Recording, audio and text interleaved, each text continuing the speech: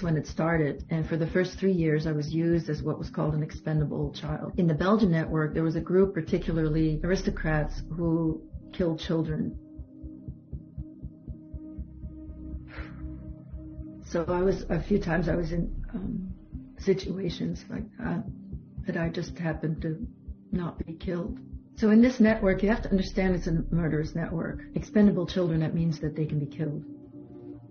That's to say, it was clear that their lives wasn't valued, so those children could be used for anything. That could mean they could be used for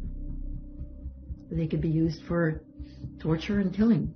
So it's very hard to talk about what happened to me during those first 3 years, because it was very extreme. So I was in quite a few extreme situations. I was sometimes taken to bars and given to the men there, but other times I was taken to castles and then waiting with a handler until until the first group of people had left, and then at the late hour the younger children were brought in. Sometimes I was taken to somebody's house for the day. My mother would keep me out of school and then just drive me to somebody's house. And then whatever was necessary, I have remembered things about being in extreme situations with, where other children did die. So my mother was being paid for this. What would happen then with an expendable child is the parents get paid. Of course, there's no contract. Nothing is in writing. It's all very vague. My mother's denial itself took care of a lot, but there was money exchanged, and her contact person was this countess. But let's say if I would have been killed and, other children were, then a doctor who was part of the network would have been able to write a death certificate, and bring up. So in 1972, I was traded by the boss of the network to an international player, somebody who was in the international network that the boss of the network wanted to do business with, wanted to be in their good favor, because this was someone who had global power. And this person apparently had this countess ask my mother who my father was, and also they drew blood. Anyway, they found out that I'm from one of the bloodlines, which is something that in this global network is very important. So this perpetrator then decided that he was going to get me trained, that's to say, mind control trained, which is torture-based, and to make me an elite slave, and to even give me a platform on the world stage so I could be an elite slave to the most powerful men in the world.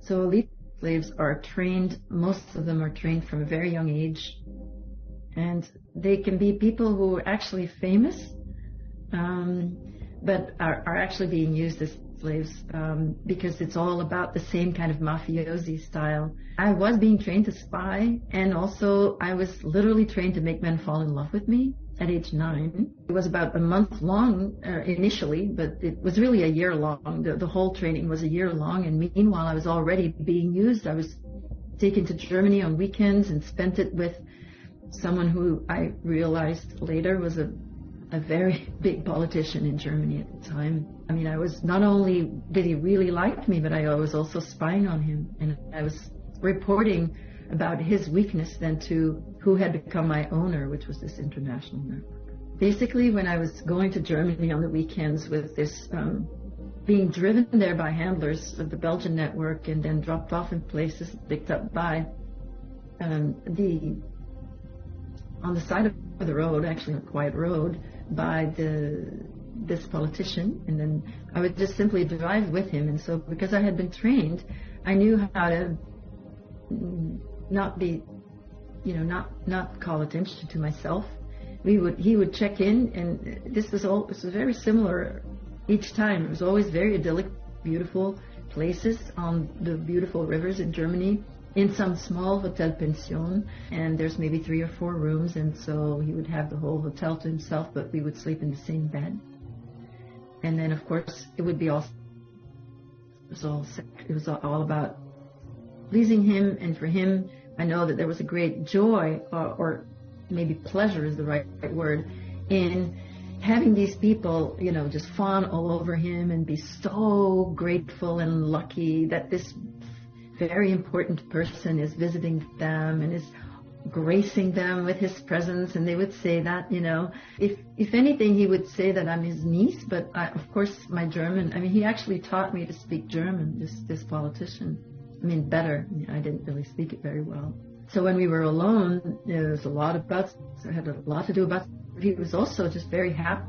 He seemed just very happy to be around a little girl that was there for him in this way that I was, just listening. I thought, I thought he was great and he was a really good man. And that was my training, of course, as a slave, is to flatter him to the max so that he would feel really good about himself. And that's how he got to feel good about himself. And so he clearly enjoyed the physical closeness a lot, and the warmth, and what then appeared to be love for him, I think. So this 1 year was very peculiar, that I was actually being groomed then on a big scale. And my owner, if I can say that, obviously this person who wanted to own me as a slave, had plans for me, and this was discussed even with other people in the network. So it was decided I was going to be a star in France. Everyone was treating me like a star.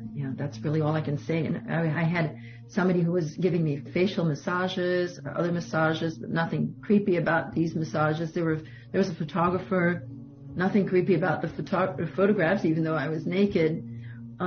Everybody was just making me into what I was to become, which was a French singer. There was a singing coach there, actually, and I was, again, there was nothing I could do wrong. Everything was positive. So there was no correction. It wasn't really correction. Everything was, it's like kind of how we are taught now to treat our kids, to just focus on the positive. But I never experienced that before. And suddenly there's this voice coach, and, he brings out the best out of my voice, the purity of the voice, and teaching me to sing certain songs, again, through repetition, certain French songs, Edith Piaf, Jacques Brel. And I was singing these songs, and it was easy. The French came back very easily. Eventually, I was going to be inducted into the cults.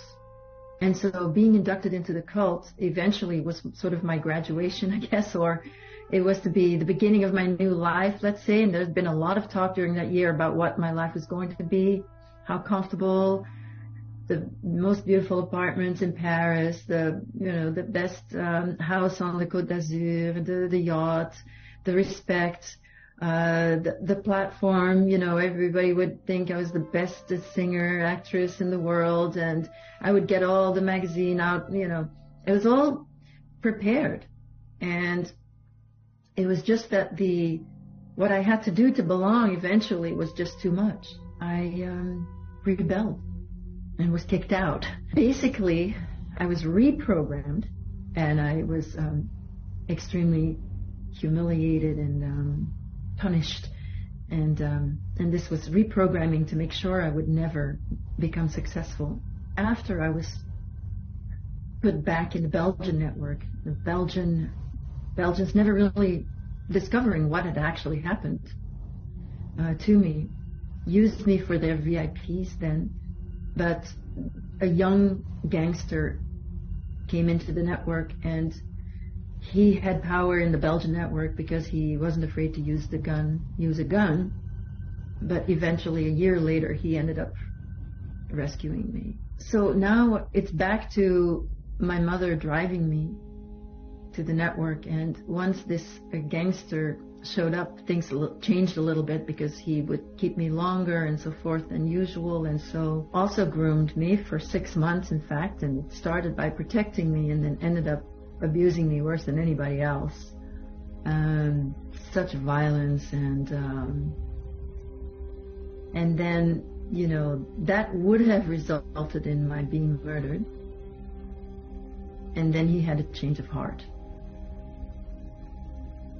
And then he made a deal with the boss of the network to get me out. The physical circumstances of this gangster's name is Patrick Hamers, and the politician who was in charge of the network is Paul van den Boeynants, who had a long career in politics in Belgium, and the gangster had also quite a fascinating career in crime. And the deal in 1974 that was made when this gangster was 22 years old, I think, or 23, was that he was going to work for the politician to get me out. He was going to become his whatever left-hand man. And what he did at age 11 is he gave me instructions for life, and they were extremely detailed. He told me never to never sleep with anyone for anything, never do it. That I should not become a drug addict, that I should never buy. He told me I should not become an alcoholic. I could have a little wine here and there, but I should never drink too much. No hard liquor, once a week for hard liquor, or some crazy rule like that. He told me that I should leave the country, that I should leave Belgium, that I have to go to Paris, London, New York. I have to settle in New York, and I should marry someone who is not an older man who made his own fortune, but someone my age who is from a wealthy family, preferably a family of New York bankers. This all came out of his mouth as he was basically driving me home the last time. And of course, it included to never speak about the network, never say anything to anyone, just never do it. And these life instructions, they settled very deeply inside myself, because he had done this one good act in his life. You know, he had done this thing that was selfless for me, and it was in very dramatic circumstances, and these directions became sort of my guidelines for life, that really got me through, that really helped me. He also gave me some to deal with my mother in the coming weeks, in the weeks that would follow, because he knew she would be angry that she couldn't take me to the network anymore. And he told me to try to leave that house as soon as I could. So once I was rescued from the network, I really was never trafficked again. I followed those guidelines that had been given to me very, very closely. So at age 16, I actually ended up in the red light district in Antwerp. And because of this direction, I never slept with anyone. I was able to reach high functioning levels again, and not just function well in society, but